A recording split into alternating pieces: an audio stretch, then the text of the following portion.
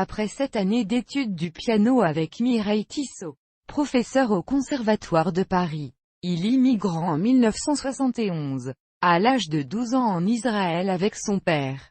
Il y restera 10 ans, période pendant laquelle il étudiera la flûte traversière et se familiarisera avec les musiques klezmer d'Europe centrale et orientale.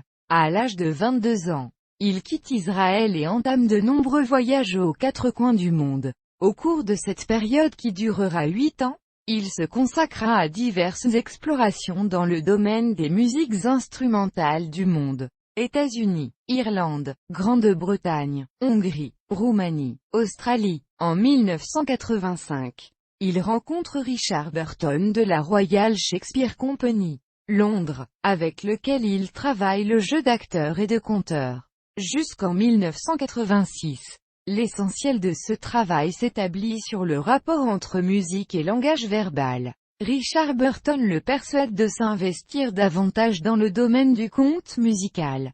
De retour en France en 1990, il étudie l'ethnomusicologie à la faculté de Paris 8, tout en accompagnant à la flûte traversière la chanteuse Shushma Unikrishnan, Inde du Sud, pendant sa tournée européenne, aux côtés du percussionniste Prabhu Edward, tabla, et Sri Hanuman, guitare indienne. Tournée et enregistrement de l'album Sri Chakra en 1992. En 1993, il fonde le Grand Klezmer, un des tout premiers groupes français à se consacrer en France au répertoire des musiques klezmer, et au conte du Yiddishland.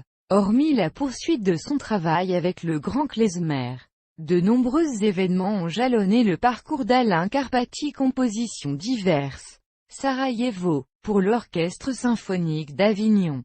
Shlomiel, musique pour la compagnie de conteurs Le Cri de la Faune. Momentum avec l'artiste vidéaste Tania Amoureux. La création d'un quartet klezmer actuel. Les Clétettes. Diverses compositions pour les pièces jouées par le Théâtre de l'Acacia et mis en scène par Carole Drouel, ainsi qu'avec la CIE de la Mandarine Blanche. Dirigée et mise en scène par Alain Baptiste, Jacobi et Leidenthal de Hanoch Levin.